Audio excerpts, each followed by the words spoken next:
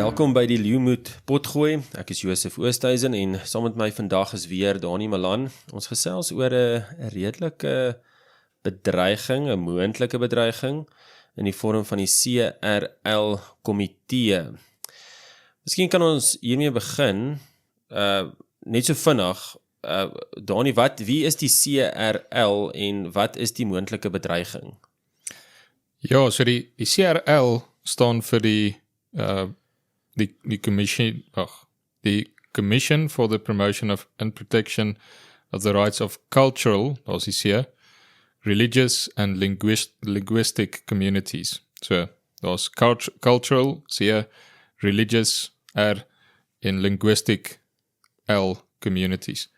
Nou, dit is in Suid-Afrika se konstitusie, is daar ruimte vir die skep van so 'n konstitusie wat se doel eintlik is om die regte van kulturele, godsdienstige en taalgemeenskappe te beskerm en te bevorder. En dis eintlik wat hierdie kommissie se plig is, veronderstel is om te wees, is om daai regte wat dan in die Handves van Menseregte opgevat is in ons konstitusie, om dit te bewaar en te kyk dat dit nie oortree word nie. Nou so, daar's ook net so kantlyn dingetjie om aan te dink, as ons nou praat so van die konstitusie, wat is dit? Hier in Suid-Afrika. So, jy het party politiese sisteme waar daar 'n monarg is, 'n koning. En die koning is die hoogste gesag in die land. Nou in Suid-Afrika het ons nie 'n koning nie. En party maak die feit om te dink die president is die koning van Suid-Afrika. Hy is nie. Hy's 'n bedienaar van die eintlike menslike snaakse vorm van 'n koning wat Suid-Afrika dan nou het, want ons is 'n konstitusionele demokrasie. Mens kan nou klomp goeie sê oor politiese sisteme en wat is dalk beter politiese sisteme, maar dit is wat Suid-Afrika dan nou is. En binne in daai sisteem is die konstitusie vervul die rol van die koning. So dit is so iets wat van 'n papierkoning, wat die hoogste gesag is in die land, en die howe moet dan hierdie gesag van die konstitusie toepas, of die reg handhaaf, en die president en sy ministers moet in lyn met die konstitusie hulle take uitvoer. So die grootste gesag in Suid-Afrika, dan op 'n menslike vlak en binne ons politiese sisteem is dan die konstitusie. En so binne hierdie konstitusie is daar dan die ruimte vir 'n CRL kommissie. Nou as ons nou praat van die gevaar wat daar is met die CRL kommissie, dan hoor jy dit nie regtig soveel as jy net hoor, maar dit is wat hulle plig is. Hulle taak is om godsdienstige taal en kultuurgemeenskappe se regte te beskerm nie. Jy hoor nie daarin iets van, maar hier is 'n inherente bedreiging nie. Maar dit kom 'n bietjie verder af, so hierdie kommissie, wat dan nou, so daar's die konstitusie. Konstitusie skep ruimte vir 'n kommissie, die CRL kommissie. Hierdie kommissie het toe 'n ad hoc komitee aangestel. En hierdie ad hoc komitee is daar om te fokus op die regulering van die Christelike sektor van Suid-Afrika. So baie spesifiek, so dis nou binne hulle taak van om te kyk na die godsdienstige gemeenskappe se regte. Onder daai afdeling het hulle dan nou 'n ad hoc komitee wat moet fokus op die Christelike sektor, spesifiek die Christelike sektor. Dit is hier 2 Oktober 2025 is dit geskep, hierdie komitee. En die rigting waarin hierdie beweeg, is dat daar is beplande wetgewing wat Christelike kerke moet reguleer. So, wat dan van bo af sorg dat daar nie enige wanpraktyke moet gebeur in so groepe wat hulle self Christelik noem nie. Ja, ek miskien net hier so inkom oor die konstitusie net weer. Kyk hier, die konstitusie bestaan uit verskillende afdelings. In die begin van die konstitusie het jy wat mens noem die Bill of Rights of die Handves van menseregte. En daar in daardie handves van menseregte, dan byvoorbeeld sê dit, jy het vryheid van beweging, vryheid van assosiasie en so aan. En dan het jy nou, en hierdie is nou die begin artikels van die konstitusie. Ek het nou die konstitusie oop gehad. Miskien sal ek net vinnig weer daarop opbring. So byvoorbeeld vanaf gedeelte 7, kom ons net maar afdeling 7 is 'n hoofstuk 2 van die konstitusie, en dan is dit nou die Bill of Rights, dis die handves van menseregte. En dis nou eintlik nogal 'n lang gesprek oor van waar of dit afkomstig is. Jy weet, ek is persoonlik van die opinie dit het 'n Bybelse basis, die konsep van die handves van menseregte. As jy kyk na die Magna Carta 1215 dink ek, was daar in kiemvorm dit is in Engeland met die koning John wat sy regte baie vergryp het, en toe het hulle die Magna Carta opgestel in Engeland en dit het ontwikkel tot die Bill of Rights 1689 dink ek, en dit is maar in elk geval so hierso in hierdie handves van menseregte gedeelte het jy byvoorbeeld die reg op godsdienstvryheid om jou geloof uit te oefen en so aan. Daar's vryheid van godsdienst is in artikel 15 of afdeling 15 van die konstitusie, die vryheid van uitdrukking afdeling 16. Afdeling 17 is jy die reg om saam te kom. Die afdeling 18 is die vryheid van assosiasie, so jy kan byvoorbeeld mense wat saam tennis speel, hulle kan saamkom om tennis te speel, daai vryheid van assosiasie. En dan gaan dit so aan, vryheid van spraak, as ook die vryheid op lewe, artikel 14 as ek reg kan onthou, nee, ek het dit verkeerd onthou, is 11, ek dink is die kortste artikel in die konstitusie, is 11, Interessant. Everyone has the right to life. Dan gaan jy aan. Wat interessant is, hier is 'n baie duidelike artikel wat eintlik sê abortus is verkeerd. En natuurlik moes hulle hier verby hierdie ding gekom het. Toe hulle wanneer jy begin lewe anders te begin definieer. So en so ons het, ek kan nie onthou wanneer is die besluit geneem, ek dink dit is in 1997 daar rond, waar hulle besluit het lewe begin by of 'n mens, jy's 'n mens by, ek praat om 'n korreksie, maar ek dink is 22 weke, so iets, of 14 weke, ek kan nie die detail onthou nie, maar hulle moet nou sê dat die konstitusie sê everyone. Ja. So van wanneer is hierdie een iemand? 'n persoon. 'n persoon, ja. Maar in elk geval, so dit, kyk hierdie, en ek sal miskien net weer sê, het 'n Christelike basis. Hierdie Bill of Rights, hierdie handves van menseregte. Nou, as mens nou kom by artikel 185 of afdeling 185 van die konstitusie, nou het jy hierdie ding van, daar is 'n komitee wat kan toesien. En ek dink hierso is nou waar ek dink die voetwerk inkom van wat die komitee besig is om te doen, want hierdie volgens okay, kan ek net in die rede val. So ek dink mens moet net so 'n voetnootjie bysit, net so as mens sê iets van 'n Christelike onderbou aan hierdie gedagtes, sê mens nie die Suid-Afrika se konstitusie in geheel is Christelik, is Christelik en is foutloos en is perfek nie. So dit net so voetnootjie daarop. So as mens sê daar is iets Christeliks daaraan, 'n Christelike onderbou in die geskiedenis, die opbou van die geskiedenis van hierdie tipe dokumente. Is mens nie besig om 'n uitspraak te maak oor Suid-Afrika se spesifieke konstitusie om te sê, ons sê elke liewe stukkie is in lyn met wat die Here beveel nie. Ja, byvoorbeeld net vir interessantheid, in daai Bill of Rights gedeelte in die konstitusie sê dit alle mense die reg op behuising. En dan daai is nie 'n reg wat die Here gee nie.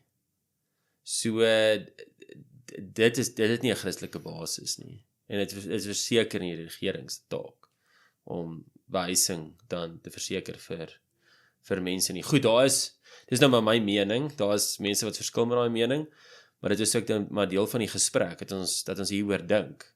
Want as ons nie daaroor gaan dink nie, wie gaan daaroor dink? Jy weet, dan sit jy met 'n artikels, wat iemand het daaroor gedink. So ons het nodig om oor hierdie goeders te dink. Maar nou later in die konstitusie, dan kom hierdie ding van die kommissie, vir die promotion and protection of the rights of cultural, religious and linguistic communities. Nou, dis 'n positiewe komitee in die sin dat hulle moet sorg dat daar eintlik gemeenskappe is wat beskerm word in hoe hulle godsdienst uitlewe of hoe hulle taal uitlewe. So dis dis hoe ek het lees in 'n geval, is dat hulle moet daar wees en hulle is daar. Omdat dit in die konstitusie is daai kommissie altyd daar. So ek weet nie presies wanneer word die kommissie verkies nie. Ek neem aan is wanneer na die volgende verkiesing in die inhuldiging van die volgende leiers, dan word daai kommissie dan gekies. Ja. En hulle moet dan sorg dat hierdie verskillende gemeenskappe beskerm word. Maar wat ons nou hoor in die nuus met die CRL komitee wat nou 'n aparte komitee gestig het om godsdienst of spesifiek die Christelike godsdienste reguleer is, hulle gaan eintlik na die negatief toe. Hulle wil sê, goed, julle kan net hierdie goeie sê. Dis nie meer van ons wil beskerm wat julle sê nie. Dis dan julle mag net hierdie goeie sê. So die claim het 'n bietjie verskuif na my mening. In elk geval as jy net die konstitusie so na die konstitusie kyk, maar hoe het ook al sê, op hierdie stadium is dit miskien nog nie deel van die hele gesprek of dit 'n geldige toepassing is van die konstitusie in die komitee se werksaamhede nie. Want mens moet ook besef dat jy kry nou verskillende wetgewing wat uitkom, wat eintlik 'n dubbelklik op die konstitusie is. Ek dink dit in 2002 het daar 'n CRL kommissie wetgewing uitgekom, wat dan sê, hoe kom die konstitusie 185, 186 tot sy reg in die CRL kommissie? Wat moet hulle doen om te voldoen aan hierdie konstitusionele mandaat van die kommissie? En dan praat hulle van die section 22 of die afdeling 22 van daai wetgewing. Sê hulle kan so 'n ad hoc komitee stig om geloof te reguleer. So jy kan sien so dubbelklik, want jy gaan nie, daai ad hoc komitee wat hulle kan kies, kry jy nie in die kommissie, kry jy nie in die konstitusie nie. So dis maar goed, ek dink baie van die goeters wat mense nou vandag sien, byvoorbeeld die Bella-bil en so aan, is uiteindelik ook 'n verdere uitwerk van die konstitusie. Byvoorbeeld die reg tot onderrig kry in die konstitusie. En dan is die vraag, maar hoe lyk die reg tot onderrig? En dan maak hulle 'n Bella-bil, 'n wetgewing om te wys hoe lyk die reg tot onderrig. Okay.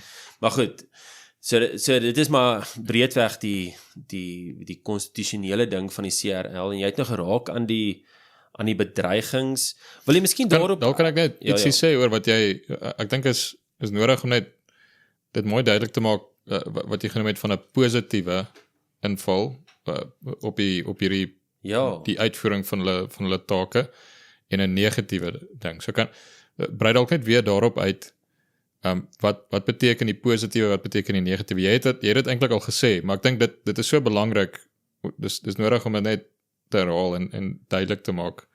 Wat is die verskil daar, en hoekom is daai verskil belangrik om van te weet? Ja, so ek dink as ek die konstitusie so lees, dan is die kommissie, die CRL kommissie se doel is om verskillende gemeenskappe wat selfs verskillende godsdienste dan, om te sorg dat hulle kan funksioneer en dat daar nie bedreiging is van buite af nie. So dit is 'n baie positiewe inslag. So hulle wil seker maak dat sekere gemeenskappe word nie aangeval van buite af nie, dat hulle tot hulle reg kan kom. Wat ons nou sien is meer dat hulle wil besluit wat in die gemeenskappe kan plaasvind. So dit is 'n bietjie van dis 'n klemverskywing na my mening, maar dit is nou op 'n konstitusionele vlak. So ek reken maar net dis nie konsekwent volgens die konstitusionele mandaat nie. So die een se invalshoek is meer hierdie is vryheid wat hierdie gemeenskappe het. Hulle het dit en ons taak is om daai vryheid op te pas. Dat daar nie iets van buite is wat daai vryheid kom bedreig nie. En die ander invalshoek, die negatiewe ene wat jy nou, so daai is die positiewe, is ons beskerm die vryheid. Dis die positiewe lees van die konstitusie. Die negatiewe wat ek dink jy sien dit so mooi raak die skuif, die klemskuif wat kom. Die negatiewe is nie ons julle het die vryheid en ons moet dit beskerm van iets van buite af nie. Dis meer ons sê vir julle wat julle mag doen.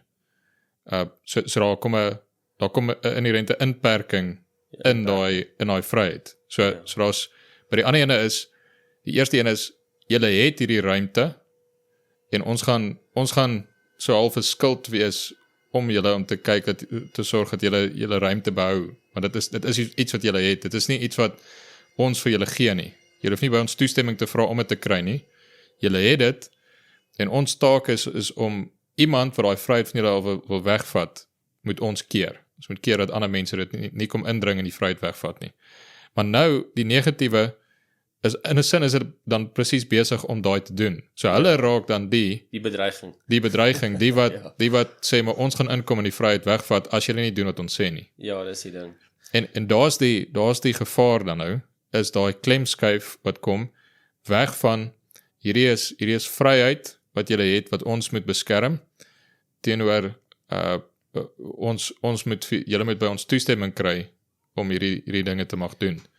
En dit is waar die regulering dan nou inkom van wat hierdie ad hoc komitee besig is om voor te stel. Ja, en ek dink as gelowiges is dit ook geldig om mense verantwoordbaar te hou aan die konstitusie. Mense sien dit in die geval van Paulus. Jy weet waar hy mos geslaan was en aangehou is sonder verhoor en so aan. En toe het hy mos vir hulle gesê, maar ek is 'n Romeinse burger, en hulle was baie bang gewees toe hy dit sê, maar hy het hulle gehou aan hulle eie wette. En veral as dit dan nie slegte wette is nie, dan kan jy ook die ouens hou aan dit. Ja, want net in daai konteks, hulle het die Romeinse wet oortree. Dis reg. In die manier hoe hulle vir Paulus hanteer het, hulle mag nie 'n Romeinse burger so hanteer nie. En toe hy sê ek is 'n Romeinse burger, nou is hulle in die moeilikheid, hulle het die oortreders geraak. Ja, dis reg. Ja. En hulle kan Paulus nie. Ja, hulle kan groot moeilikheid kry in dit, ja. Ja, so dit is geldig om so miskien foute in die toepassing van ons eie konstitusie uit te wys. Ek dink kyk, die 4SA is een van die organisasies wat die grootste stem is nou teen hierdie ad hoc kommissie van die CRL kommissie, die stigting van hierdie ad hoc kommissie, en dat hulle wil godsdienst reguleer. So 4SA praat baie teen hierdie hele konsep nou. En een van die dinge wat hulle baie probeer benadruk is, maar daar is al reeds genoeg wetgewing, dat as iemand, in Suid-Afrika nou, dat as iemand ietsie verkeerds krimineel doen in 'n organisasie, of dit nou Christelike organisasie is of enigiets anderste, dat daai persoon verantwoordbaar gehou gaan word in die howe. So daar is nie nodig om goeders te reguleer nie. Want wat hierdie regulering, wat hulle wil doen is dat kerke en predikante moet nou registreer. Onder andere. Kom ons vat net 'n trappie terug en sê dalk, want jy het nou so half daaraan begin raak, maar wat is waarom wil hulle hierdie dinge doen? Nou, mens kan ook, jy kan nou lekker bespiegel, want hier's sulke parallelle met die Bella wetgewing, waar dit ook iets is, sê maar met ouers wat tuiskool, is dit nie, dat, so wat die Bella wetgewing sê, is dat, op daai spesifieke punt, dat as jy wil tuiskool, dan moet jy die owerheid gaan toestemming vra. Mag ek hierdie doen met my kind? So asof die kinders behoort aan die owerheid, en die owerheid is die voogde, en hulle vertrou die kinders half toe aan ons, en ons ons vra vir hulle, ag kan ek asseblief self my kind leer. Terwyl dit is eintlik heel andersom. Die Here gee die kinders vir die ouers om te versorg en te beskerm en op te voed. En as die owerheid enige iets sou wou doen met die kinders, dan moet hulle die ouers vir toestemming vra. So is op sy kop gedraai. Maar so hier is iets soortgelyks van waar die owerheid 'n ander aspek van die samelewing wil vat en sê, maar hierdie is nou onder ons. Ons het die gesag oor hierdie deel van die samelewing. So hulle het nou met die Bella-wetgewing het nogal sterk gedoen as dit kom by die huisgesin en die opvoeding van die kinders, gesê die kinders is onder ons. Ons is die finale gesag oor die kindertjies en kinders se opvoeding. En nou by godsdiens is dit iets soortgelyks wat gebeur. So mens kan nou, dis nou wat ek sê, mens kan nou klomp ander goed ook sê, om te sê, maar sien hierdie parallelle in die neiging, en jy moet besef, die owerheid het 'n wêreldbeeld, en dit is nie, ons owerheid tans, is nie 'n Christelike owerheid nie. So hulle het 'n sekere idee oor wat samelewing is, oor wat gesin is, oor wat kerk is, en allerlei goeters, wat alles daar in mekaar pas, en hulle lewe daar volgens. So jy moet nie verwag eintlik baie mooi Bybelse wette wat hulle wil, of rigting wat hulle inslaan nie. Maar okay, hier, die rede is wat hulle gee, is dat daar is in die Christelike kerke is daar 'n klomp misbruike wat plaasvind. So hulle sal hoë profiel voorbeelde noem van, hier was nou 'n pastoor of iets wat mense laat slanggif drink het, of wat, dit was een voorbeeld wat genoem word. Ja, so hulle vat al die mense se geld, of hulle so allerlei seksuele verkrachtings en aaklige goeters, wat wel so is, dit gebeur. Dat mense wat hulle self herders noem, dan uiteindelik wys hulle was nooit herders nie, hulle was wolwe. En mense totaal verniel en so aan. So dit is wat hulle sê, wat hulle wil doen, hulle wil daai stop. Ja. Hulle wil met hierdie regulering wil hulle mense beskerm van geweld en van misbruik. En dit kom dan nou uit by wat jy net nou gesê het, dat 4SA sê, maar daar is ander wetgewing. Daar is reeds mense te straf. Ja, daar is reeds wetgewing wat daar gaan as iemand 'n ander persoon verkrag. Is al reeds wetgewing wat dit aanspreek. Daar's reeds wetgewing wat dit aanspreek as jy ander mense se geld steel. Daar's reeds wetgewing wat dit aanspreek as jy mense in lewensgevaar plaas, jy voer hulle giftige bestanddele. So en daai is klaar in die wet, is klaar in die howe. Hoekom doen hulle hierdie? Hoekom wil hulle nuwe goeder skep? Ja, so want wat 4SA ook sê, is dat goed, die vereiste gaan nou wees dat kerke en kerkleiers, predikante, pastore gaan moet registreer, en uiteindelik gaan dit tog beteken, dit is nou miskien een van die implikasies, miskien is dit 'n noodwendige implikasie, is dat later gaan vir jou gesê kan word, wat moet jy sê en wat mag jy nie sê nie. Want jy is nou op 'n databasis en miskien sal dit so uitwerk of nie, maar die vraag is meer of die regering enigstens hierdie mag het of mag toeëien om kerke en predikante te laat registreer.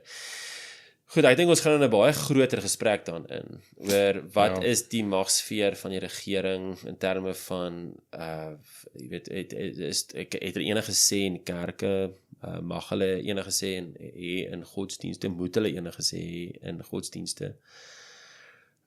Goed, maar jy kan miskien daarop uitbrei, vir my maar in die rede as jy wil, maar ek dink as mens nou bly by die CRL komitee net vir eers, dan sal mens, ek dink sê, dis ten minste nie in lyn met die konstitusie nie.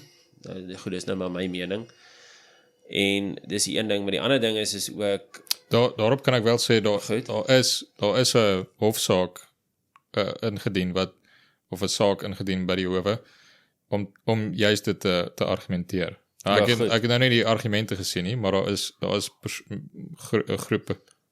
Wat is die groep se naam nou weer? Iets. Ag, ek kan nie meer roep nie, maar dit is 'n tipe naam wat jy veronderstel is so maklik te onthou. Maar goed, so hulle het al klare saak gemaak om te probeer wys hierdie is nie in lyn met die konstitusie nie. Maar net so trappie terug wat jy gesê het van die registrasie, ek het dit vir myself uitgemaak in 7 punte van hoe hulle het gesê, hierdie is die groot probleem, hier is slegte ouens wat hulle self predikante of kerkleiers noem en wat mense verniel. En daarop kan 'n mens sê, ja, dit is sleg. As daar waar dit regtig gebeur, dit is sleg, dit moet hanteer word. Is hierdie die manier om dit te hanteer. Ja. So as daar ou is wat 'n kwaadoener is, dan moet hy gestraf word. Maar goed, so wat is die manier wat hulle dan nou wil doen? Dit is baie in lyn met wat in die land bekend is as professionele rade. So jy het 'n mediese raad of 'n ingenieursraad of aktuariël raad of wat ook al. So hulle wil so 'n tipe ding in plek stel, maar hierdie raad is onder die CRL kommissie. So dit is nie 'n privaat raad nie, 'n privaat ding nie, want baie van hierdie ander rade is nie rapporteer nie aan die owerheid nie. Maar dit funksioneer baie soos so 'n tipe raad, maar dit is iets wat nog onder die CRL kommissie is wat dan nou 'n deel is van die owerheid. So hulle sê daar moet so 'n raad wees vir die Christelike, wat hulle nou noem, die Christelike sektor van die land. Interessante taal. Ja. Maar so raad aangestel word, en dan met alle kerke en godsdienstige leiers moet dan by hierdie raad geregistreer word. En dan, so dit is nie, dit klink nie enigsins asof dit 'n vrywillige tipe ding is nie. Nee. Dit is 'n verpligte registrasie. So alle kerke gaan vereis word om te registreer by die raad en godsdienstige leiers moet ook registreer by die raad. Hierdie raad gaan 'n gedragskode opstel. So dit is nie die kerke wat sê die skrif oor hoe moet 'n woordbedienaar of 'n ouderling wees en wat moet ons gedrag wees nie. Dis hierdie CRL kommissie wat via die raad 'n gedragskode opstel van wat hulle dink hoe die kerke en godsdienstleiers moet wees. En daar kom iets in van wat jy net nou gesê het. So dink nou in 'n owerheid wat baie pro die LGBTQ totale verwarring en nonsens is. Ja. Nou kan hulle ook 'n gedragskode, dieselfde owerheid wat wetgewing maak pro die LGBTQ nonsens, kan nou ook sê, maar ons skep die gedragskode vir die Christelike kerke, Christelike samelewing. So daar, hier moet jy al rooi ligte sien. Maar net ook as dit kom by wie bepaal wat in die kerke moet gebeur. En ek dink dit gaan ons dan nou, as die Here wil in volgende episodes ook by uitkom, as ons bietjie kyk na NGB artikel 36 en die Westminster standaarde, om te sê wat glo ons, wie doen eintlik hierdie? Wie, as jy dit nou 'n gedragskode wil noem, Ja. wie bepaal eintlik die gedragskode vir die kerk? Maar goed, so dit is die derde punt. Eerste punt is, hulle wil 'n raad daarstel. Tweede punt is, alle kerke en godsdienstige leiers moet registreer by hierdie raad, en hierdie raad gaan 'n gedragskode opstel, waaraan almal moet gehoor gee. En as jy daaraan gehoor gee, dan kry jy by hulle 'n sertifikaat van goeie aansien. Dit is nou my vertaling, maar die Engels is a certificate of good standing. So dit is so amper soos 'n seël wat sê jy's goedgekeur om 'n predikant te wees. So wie dis amper, dink nou in ons kerke praat ons van iemand word bevestig in die diens. En so moet jy word ondersoek, het jy die karakter, het jy die gawes om in hierdie diens te wees, jy word geroep, jy word bevestig. Hiersoos asof al daai skuif oor na hierdie komitee toe, want hier's nou 'n ander raad, is nie 'n kerkraad of 'n klas is of so, hoe ook al dit nou in die verskillende gemeentes werk, wie daai ondersoek doen nie. Maar dit is nie daai kerklike broeders wat saamkom te ondersoek nie, dit is hierdie kommissie op grond van hulle standaarde, en hulle gee die bevestiging, hulle gee die sertifikaat, hierdie ene is 'n godsdienstige leier. As jy nou nie by hulle geregistreer het nie, dan sê nee, hierdie ou is nie 'n godsdienstige leier nie, en hy mag nie eintlik enige godsdienstige goeders doen nie, in die leiding neem in hierdie land nie. So as jy dan optree buite hulle raamwerk, dan is daar sanksies wat teen jou ek weet nie wat daai presies gaan behels nie, maar dit is basies hulle gaan teen jou optree as jy nie doen wat hulle sê nie.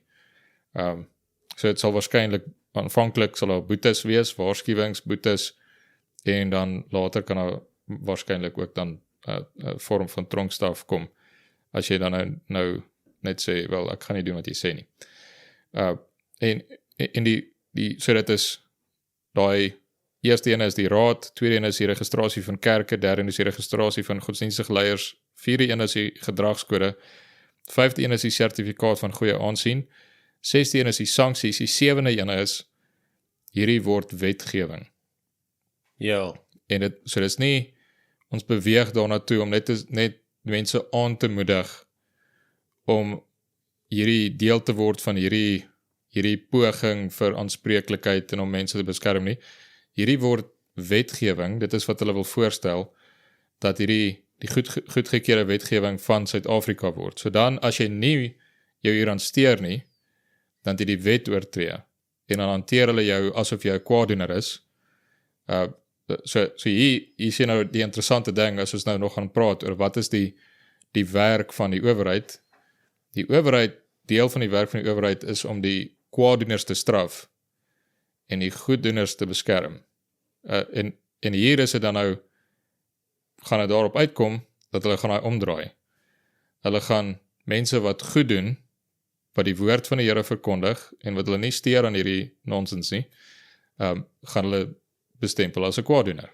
Ja. En jy gaan dan die wetsoortreder wees. So, hier's 'n klomp rooi ligte in wat hulle hiermee besig is.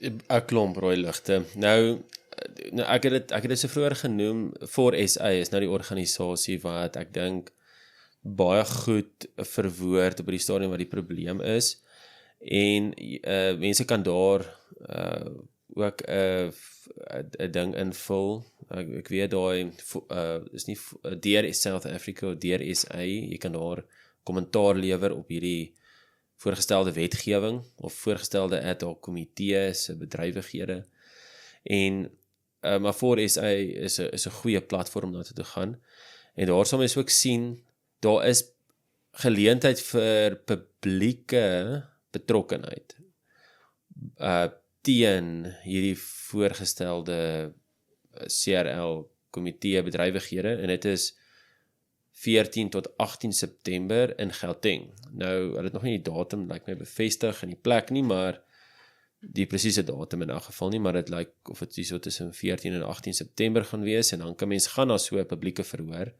en jy kan dan in die publiek dan ook jou getuienis lewer, en as gelowiges dan sal mens ook uit die skrif uit dit kan lewer, en jy kan sê, maar die Here sê byvoorbeeld dat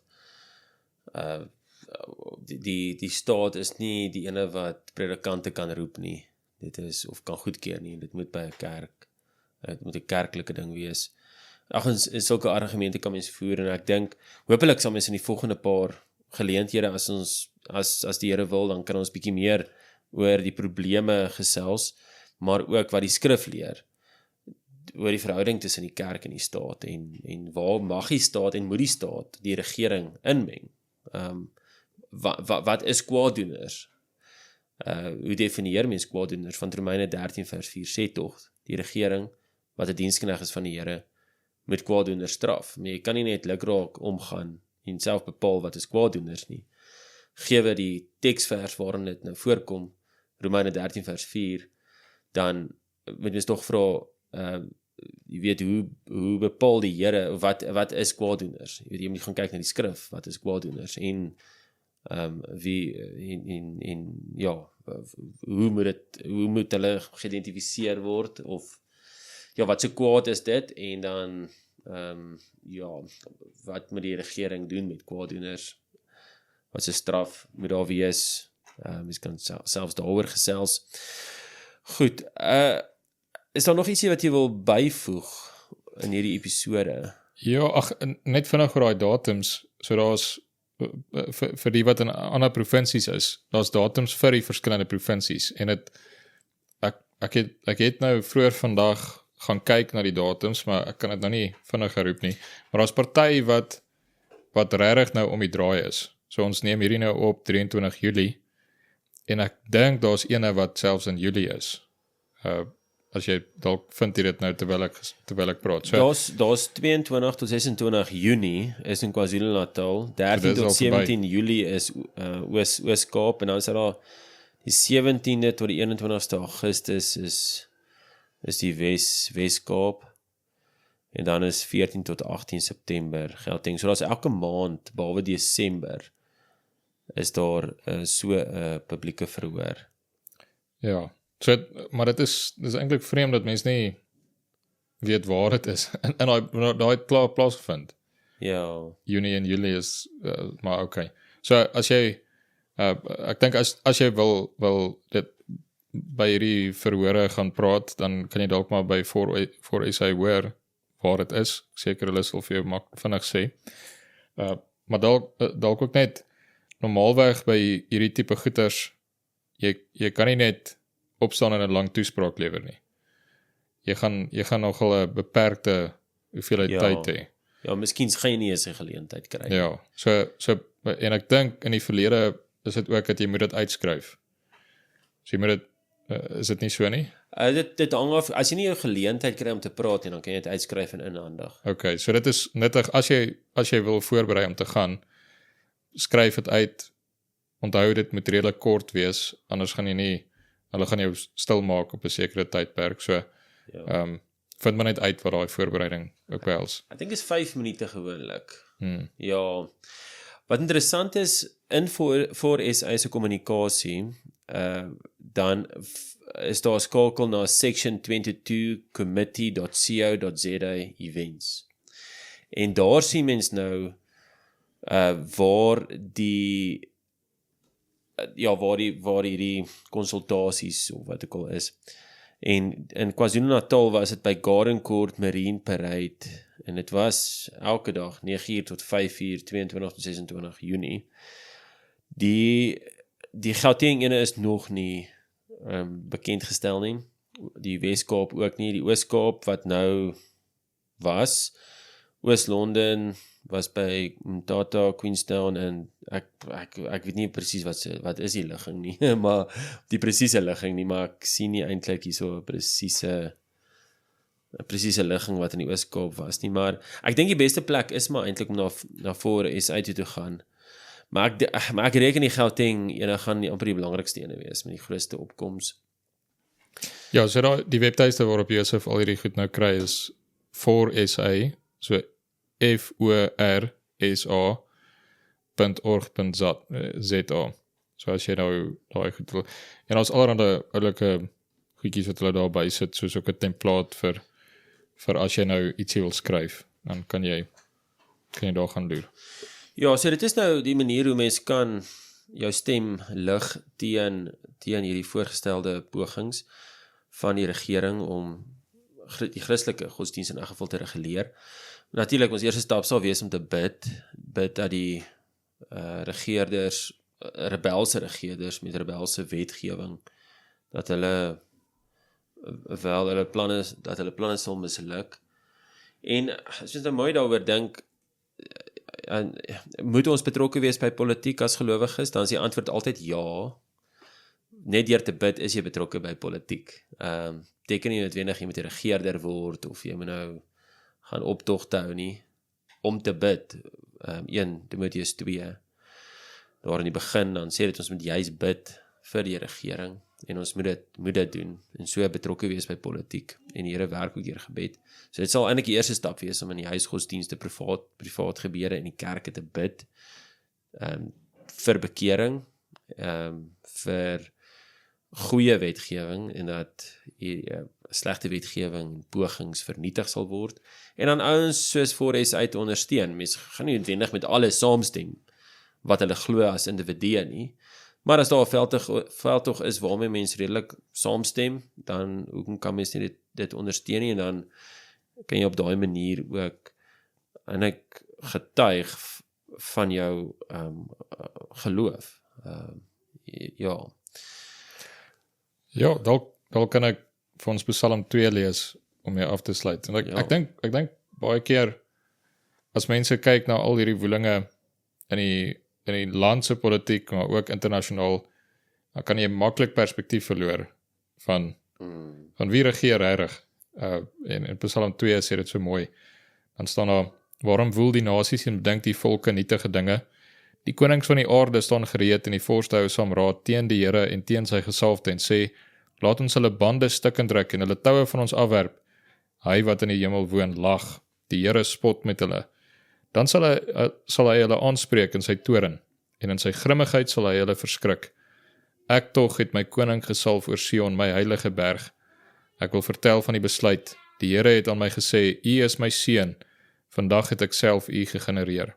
Eis van my en ek wil nasies gee as u erfdeel en die eindes van die aarde as u besitting.